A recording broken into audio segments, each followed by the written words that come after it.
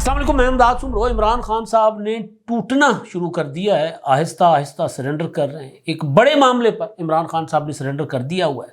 کہاں سرنڈر کیا ہے، کس شکل میں سرنڈر کیا ہے اور کیسے دستبرداری کی ہے، کس طرح عمران خان صاحب نے ہاتھ کھڑے کر دیے، ایک تو یہ آپ کے سامنے رکھنا ہے۔ دوسرا، عمران ریاض خان صاحب پاکستان سے فائنلی فرار ہو چکے ہوئے ہیں، لندن پہنچ گئے ہیں، برطانیہ پہنچ گئے ہیں، جس کا انہوں نے خود اعلان کیا ہے کہ وہ پاکستان سے خیریت سے پہنچ گئے ہیں، اور انہوں نے جس انداز میں اعلان کیا ہے اور جس طرح ان کو مبارکباد دی جا رہی ہے اس پر بھی بات ہوگی، کیونکہ کافی دنوں سے عمران ریاض خان صاحب کے معاملے کو لے کر چہم گوئیاں ہو رہی تھیں۔ اب عمران ریاض خان صاحب بحفاظت پاکستان سے چلے گئے ہیں، کیسے گئے ہیں، کس نے ان کی مدد کی ہوگی، کس طرح وہ پاکستان کی سرحدوں سے بغیر کسی ویزا کے یا پاکستان سے ہوتا نا ایگزٹ وہ لیے بغیر لیگلی وہ کیسے نکلے، یعنی غیر قانونی طور پر کیسے گئے، کس طرح کامیاب ہوئے، اس پر بات ہوگی۔ اور دوسرا معاملہ ایک ٹک ٹاکر کا، اور اس کا قتل ہو گیا ہے۔ وجہ یہ ہے کہ جناب گھر والوں کو پسند نہیں تھا اس ٹک ٹاکر کی سماجی زندگی، یا وہ جس طرح ان کا رہن سہن تھا ٹک ٹاکر کا۔ پوری زندگی بچی کو باہر پڑھایا، پوری زندگی باہر رکھا، امریکہ میں رکھا، امریکہ کی شہریت دلوائی، اور پاکستان آ کر پھر اس کو کہا کہ اب یکدم چینج ہو جاؤ، تبدیل ہو جاؤ، اب یہاں کے ماحول کے مطابق رہو۔ بچی نے انکار کر دیا، گولی مار کر مار دیا گیا بچی کو، یہ کہنا ہے پولیس کا۔ تو وہ کہاں واقعہ ہوا ہے، کیا واقعہ ہے، اس پر بھی میں تفصیلات کے ساتھ آپ کے سامنے گزارشات رکھتا ہوں۔ عمران خان صاحب جو کہتے ہیں کہ ڈٹ کے کھڑے ہوئے ہیں، وہ ہر لمحے دستبرداری کا اعلان بھی کرتے ہیں، ٹوٹتے بھی ہیں۔ اور اب تو رانا ثناءاللہ صاحب جو ہیں وزیر اعظم کے مشیر سیاسی امور کے، انہوں نے ان کو ڈیڈ لائن دے دی ہے کہ آج رات 12 بجے تک، اس کے بعد سب ختم۔ وقت آپ کے پاس آج رات 12 بجے تک کا ہے، آپ نے اگر مذاکرات کرنے ہیں تو آج رات تک آ جائیں۔ وزیر اعظم صاحب نے آفر کی ہے، جو آپ کہتے ہیں اس پر ڈسکس کر لیتے ہیں، آپ اپنے معاملات سامنے رکھیں۔ دیکھیں ہوتا یہی ہے کہ کوئی بھی مذاکرات جو ہوتے ہیں اس میں جب تحریری طور پر مطالبات، چارٹر آف ڈیمانڈ رکھا جاتا ہے تو اس کے اوپر سٹنگز ہوتی ہیں، اس کے اوپر یہ قائل کیا جاتا ہے ایک دوسرے کو کہ بھئی یہ مطالبہ کیوں ہمارا ضروری ہے مانا جانا، یا ہم کیوں اس مطالبے میں حق بجانب ہیں، قانونی جواز ہمارے پاس کیا ہے، ہم کیوں چاہتے ہیں کہ جوڈیشل کمیشن ہونا چاہیے۔ یہی قائل کرنا تھا نا تحریک انصاف کو، اور حکومت یہ کوشش کرتی قائل کرنے کے لیے کہ جی نہیں، آپ کا یہ مطالبہ اس وجہ سے نہیں مانا جا سکتا۔ سیاسی بیانات اپنی جگہ، لیکن مذاکرات کی ٹیبل پر جب بیٹھا جاتا ہے تو وہاں پر چیزیں رکھی جاتی ہیں، مائنس پلس ہوتا ہے، ناپ تول ہوتی ہے کہ ہاں یار ان کی بات میں وزن تو ہے۔ سیاستدان جو ہیں وہ، سیاست اسی چیز کا نام ہے نا، مذاکرات اسی وجہ سے ہوتے ہیں۔ اور ویسے بھی جرگہ سسٹم کیا ہوتا ہے، جرگہ سسٹم میں لڑائیاں ہو رہی ہوتی ہیں بڑی بڑی، کئی خون کی ہوتے ہیں ایک دوسرے کے، اور فائنلی کیا ہوتا ہے، بیٹھ کر پھر تصفیہ ہوتا ہے کہ یار تم لوگوں نے زیادتی کی، تم لوگوں نے زیادتی کی، یا عدالت کے اندر کیا ہو رہا ہوتا ہے، قائل کیا جاتا ہے، دلیل دی جاتی ہے کہ بھئی اس نے زیادتی کی ہے، یہ غلط ہے۔ تو مذاکرات جو ہوتے ہیں وہ کسی بھی شکل میں ہوں، اس میں بیٹھ کر طویل اور صبر آزما ایک مرحلہ ہوتا ہے، اس سے گزرنے کے بعد کسی نتیجے پر پہنچا جاتا ہے۔ انہوں نے ایک دن مذاکرات کے لیے بیٹھے کچھ دنوں کے لیے 23 دسمبر کو، اور کہا کہ مطالبات، انہوں نے کہا جی مطالبے ہم نے کیوں مذاکرات کرنے ہیں، ہم کیوں چاہتے ہیں مذاکرات کریں، یہ ہم نے اپنے لیڈر سے پوچھنا ہے۔ یعنی سنجیدگی کا عالم چیک کر لیں، یہ ہم نے اپنے لیڈر سے پوچھنا ہے کہ ہم نے مطالبات آپ کے سامنے رکھنے کیا ہیں، پہلے دن 23 دسمبر کو۔ اس کے بعد پھر 6 جنوری کو مذاکرات کی جو سٹنگ ہوتی ہے، اس میں کیا ہوتا ہے، 2 جنوری کو، بلکہ میں کنفیوز کر رہا ہوں اس تاریخ کو، یعنی دوسری سٹنگ میں کیا ہوتا ہے، آتے ہیں کہتے ہیں ہماری ملاقات کروائیں عمران خان سے ایک اور، پھر ہم تحریری طور پر مطالبات دیں گے۔ ملاقات کروائی جاتی ہے، پھر 17 جنوری کو تحریری مطالبات دیتے ہیں، اور اگلے 7 دن کے اندر اندر دوڑ جاتے ہیں۔ حالانکہ 7 دن ورکنگ ڈیز سے مطالبات پر حکومت نے جواب دینا تھا، چونکہ 28 جنوری بنتا تھا، دوڑ گئے مذاکرات سے۔ عمران خان نے خود ڈیڈ لائن دے رکھی ہوئی تھی کہ 31 جنوری تک۔ تو اب وزیر اعظم کے جو مشیر ہیں رانا ثناءاللہ صاحب، انہوں نے کہا ہے کہ جی آپ کے پاس آج رات 12 بجے تک کا وقت ہے، یعنی 1 جنوری کی تاریخ چڑھنے سے پہلے آپ آ جائیں ہمارے ساتھ، کر لیں مذاکرات، بات چیت کر لیں، تو ہم تیار ہیں، ہم آپ کی بات سنتے ہیں، آپ ہمیں قائل کریں۔ تو وہاں سے تو پی ٹی آئی دوڑ رہی ہے، لیکن عمران خان صاحب کسی اور جگہ جس کو تسلیم کرنے کو تیار نہیں تھے، پہلے حکومت کو تسلیم کرنے کو تیار نہیں تھے. 26 نومبر ہوا، وہ جو میں نے کہا نا کہ آہستہ آہستہ ٹوٹ رہے ہیں، ذرہ ذرہ، ریزہ ریزہ. بعض اوقات یہ ہوتا ہے کہ کوئی بت بہت بڑا بن جائے اپنی نظر میں تو اس کو ٹوٹنے میں تھوڑا سا وقت لگتا ہے. اناؤ کے اسیر جو لوگ ہوتے ہیں وہ ٹوٹا کرتے ہیں، وہ قائل ہو کر یا وہ اپنی منزل پر مذاکرات کے ذریعے کسی ذریعے نہیں پہنچے، وہ ٹوٹ جاتے ہیں، بکھر جاتے ہیں. عمران خان صاحب بکھر رہے ہیں، ریزہ ریزہ ہو رہے ہیں. تو خان صاحب نے پہلے کہا کہ یہ چور ہیں، یہ ڈاکو ہیں، میں نے ان کے ساتھ مذاکرات نہیں کرنے، دفع ہو جائیں، یہ میں نہیں بیٹھوں گا، میں مر جاؤں گا، میں ان کے ساتھ مذاکرات نہیں کروں گا. پھر کیا کیا عمران خان صاحب نے؟ اس کے بعد عمران خان صاحب نے جب 26 نومبر کو ناکام ہوئے، ان کا مہم جو ناکام ہوئی، تو پھر کیا کیا عمران خان صاحب نے؟ پھر کہا کہ چلے جی اسی حکومت کے ساتھ بیٹھنے کو میں تیار ہوں، اسی حکومت کے ساتھ میں مذاکرات کر لیتا ہوں. میں نے کمیٹی بنا دی، اب حکومت بھی کمیٹی بنا دے. حکومت نے کہا کہ نہیں بھائی، یہ تو ہاتھ ملا کے جو ہے وہ دوبارہ دوڑ جائے گا. مئی 2023 کے مذاکرات کا تجربہ تھا حکومت کو، لیکن بار بار جا کر ترلے منتیں کی. بیرسٹر گوہر نے، اپنا حامد رضا نے، صاحبزادہ حامد رضا صاحب، عمر ایوب ہیں، دوسرے لوگ ہیں پی ٹی آئی کے، شبلی فراز صاحب، اسپیکر کے پاس جا کر انہوں نے کہا کہ جی مذاکرات کے لیے کوئی ٹیبل سجائیں یار، ہم کوشش کریں گے کہ ایک معاملہ مذاکرات کے ذریعے حل ہو. یہ 72 وہ بڈھا جو ہے یہ نہیں آ رہا تھا مذاکرات پر، اب اگر آ گیا ہے تو ذرا آپ مہربانی کریں، آپ بھی کمیٹی بنا دیں. حکومت کو اسپیکر صاحب نے کہہ کر وزیر اعظم سے کمیٹی بنا دی. پہلی سٹنگ کے بعد دوڑ گئے، باضابطہ پہلی سٹنگ 17 جنوری کی ہوئی تھی. بیٹھے، ٹوٹے، آئے اور پھر دوڑ گئے، کیونکہ ریزہ ریزہ ہونے میں ٹائم لگتا ہے. انا کہ اچھا فوج نے تو مجھے انکار کر دیا جہاں سے مجھے امید تھی، تو حکومت کے ساتھ میں مذاکرات کروں گا، اور انہوں نے اگر مطلب کوئی چیز ہوگی تو پھر تو لوگ مجھے کہیں گے کہ تم تو ان کے ساتھ بیٹھ گئے، تم نے ڈیل لے لی. پھر دوڑ گئے. وزیر اعظم صاحب نے کل آفر کی ہے پارلیمانی کمیٹی کی، جس پر میں بار بار کہہ رہا ہوں کہ اس سے یہ تو گولڈن چانس ہے تحریک انصاف کے لیے، عمران خان صاحب کے لیے. یہ کوئی ڈیل نہیں ہوگی، یہ پراپر ایک پولیٹیکل پروسیس کے ذریعے تحریک انصاف کی عمران خان صاحب کی سسٹم میں واپسی کے امکانات روشن ہوں گے. عمران خان صاحب کی ڈیل لے لینی چاہیے. نہیں، اب کہاں ٹوٹے ہیں؟ ڈیمانڈ کیا تھی پہلے؟ یہ حکومت گھر جائے، اس حکومت سے مذاکرات نہیں کریں گے. مذاکرات کیے، بیٹھے ٹیبل پر. اس کا مطلب ہے کہ مانا اس سسٹم کو. چکزئی صاحب نے کہا، محمود خان چکزئی نے، کہ آپ حکومت کے ساتھ مذاکرات کر رہے ہیں اور حکومت کے ساتھ جو آپ مطالبات کر رہے ہیں وہ تو غیر آئینی، آپ حکومت کو مان چکے ہوں گے. مولانا فضل الرحمان صاحب نے یہی کہا، حکومت کو نہیں مان رہے تھے، حکومت کے ساتھ بیٹھے. اچھا جی، اب 26ویں آئینی ترمیم کو میں نہیں مانتا. پرسوں کا ٹویٹ ہے، 26ویں آئینی ترمیم، عدالت کو کنٹرول کیا گیا ہے اور یہ اپنی مرضی کی عدلیہ چاہتے ہیں.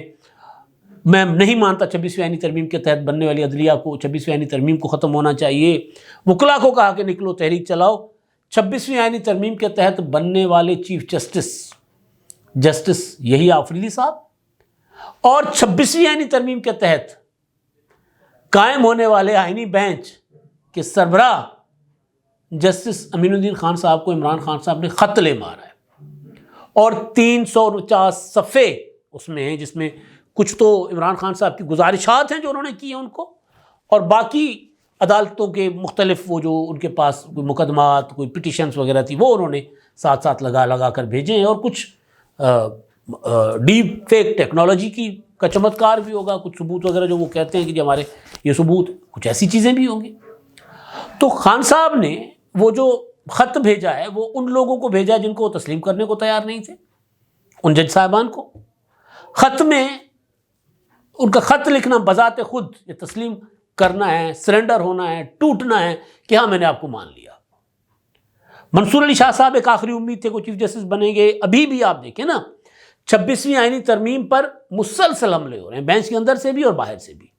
باہر سے بھی حملے کروائے جا رہے ہیں، وکلا سے بھی حملے کروائے جا رہے ہیں، اور مخصوص جج صاحبان بھی 26ویں آئینی ترمیم پر حملے کر رہے ہیں. لیکن ایک کے بعد ایک حملہ ناکام ہو رہا ہے. توہین عدالت چیف جسٹس صاحب، جسٹس امین الدین خان صاحب، جسٹس محمد علی مظہر صاحب، اور ایک اور جج صاحب کے اوپر توہین عدالت ہوئی نا، جسٹس منصور علی خان صاحب اور جسٹس عقیل عباسی صاحب کے بینچ نے کہا کہ جنہوں نے تو توہین عدالت کی ہے، جوڈیشل آرڈر ٹھکرا کے، مسترد کر کے. تو وہاں سے عمران خان کو شاید امید پیدا ہوئی کہ یہ اب کام ہو گیا. نہیں ہوا کام. خط بھیجا.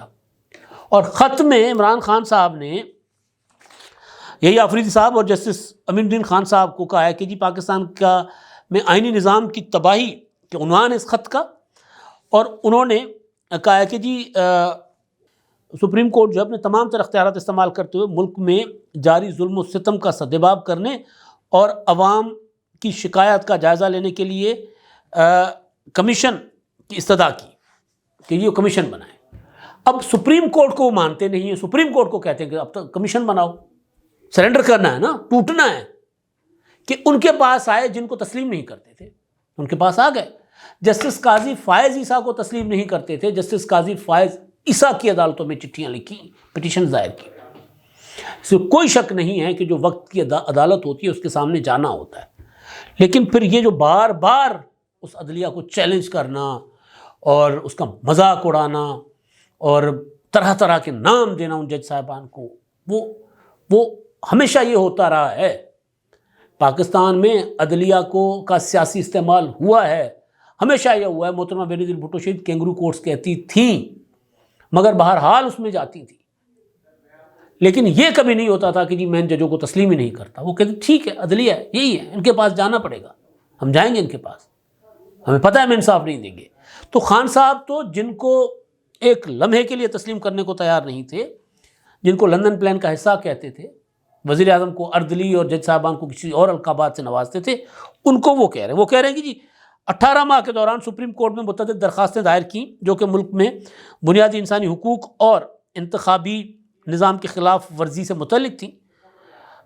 بنیادی انسانی حقوق کے تحفظ کو یقینی بنایا جائے۔ عمران خان صاحب نے یہ استدعا کی ہے۔ آئین پاکستان نے سپریم کورٹ کو تماشائی بننے کے لیے اختیارات نہیں دیے۔ بدقسمتی سے مجھ سمیت کسی کی بھی درخواست سماعت کے لیے مقرر نہیں کی گئی، اور اس میں انہوں نے کہا ہے کہ جی ہمارے جو 24 نومبر سے 26 نومبر تک جو کچھ ہوتا رہا اسلام آباد میں، ہمارے لوگوں کو گرفتار کیا جاتا رہا، گولیاں چلی ہیں، ہسپتالوں کی CCTV فوٹیجز غائب کر دی گئی ہیں، وہ اس کے لیے کمیشن بنایا جائے۔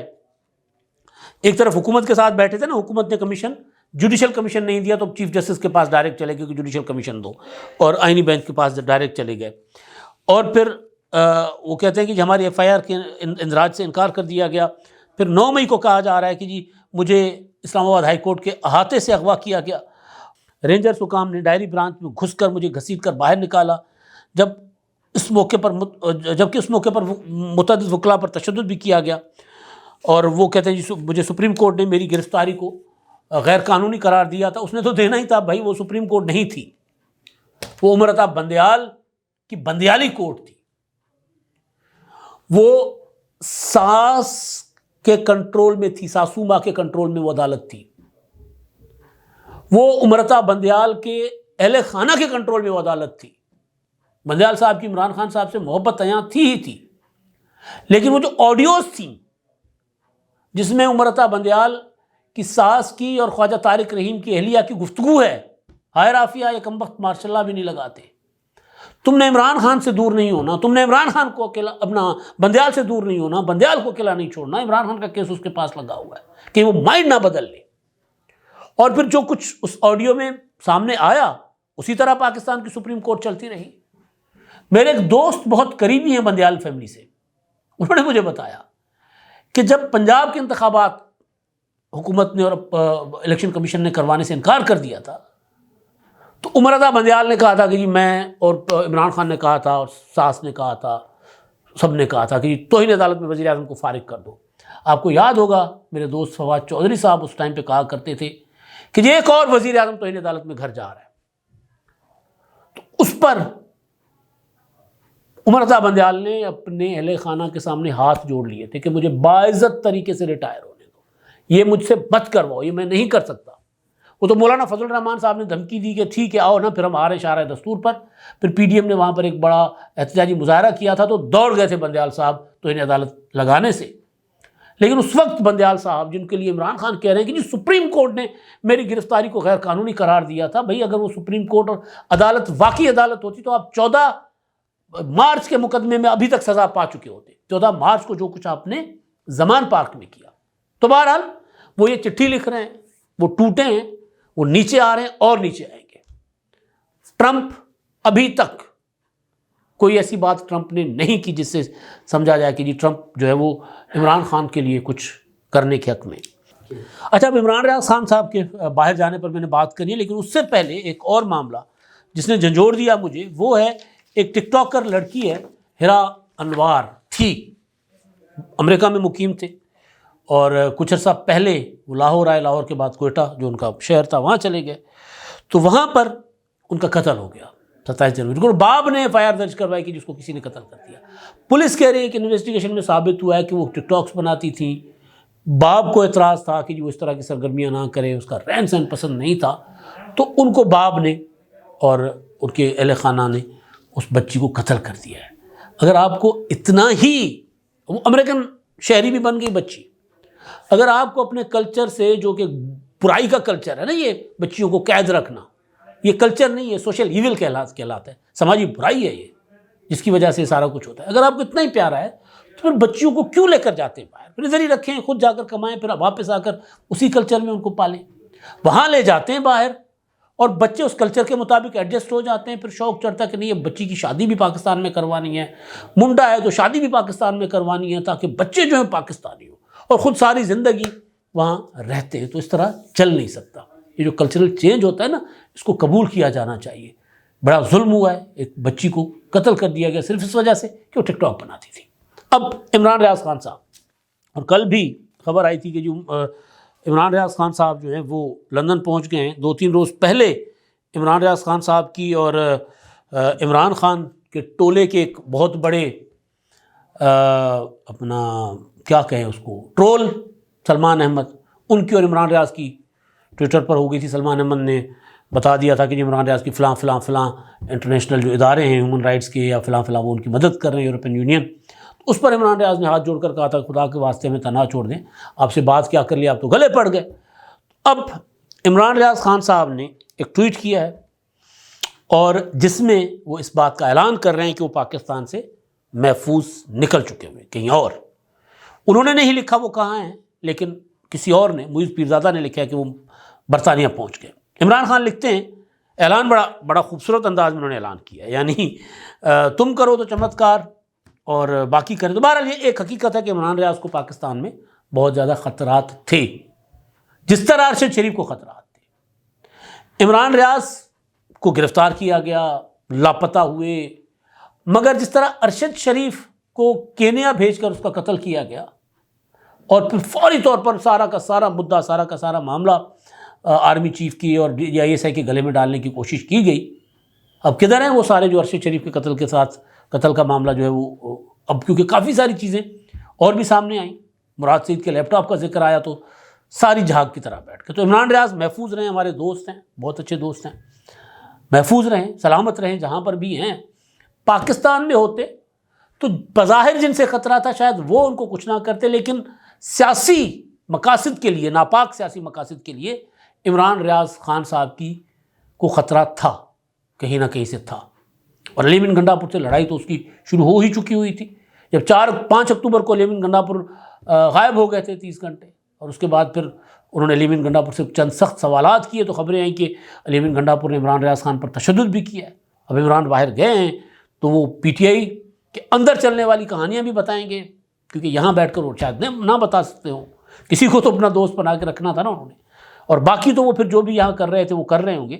تو عمران ریاض نے کہا ہے کہ جی ڈیل کر کے لوٹا ہوا مال اٹھا کر خصوصی طیاروں سے فرار ہونے میں اور اپنے موقف پر ڈٹے رہ کر جان ہتھیلی پر رکھ کر ہجرت کرنے میں زمین آسمان کا فرق ہے. مجھے فخر ہے کہ میرے رب نے ہر ظلم کے خلاف مجھے استقامت عطا فرمائی. میں نے بدترین تشدد اور خوفناک قید کاٹی، 10 گرفتاریاں اور درجنوں مقدمے ہوئے، حج تک سے زبردستی روکا گیا، مگر میرے رب نے مجھے صبر دیا.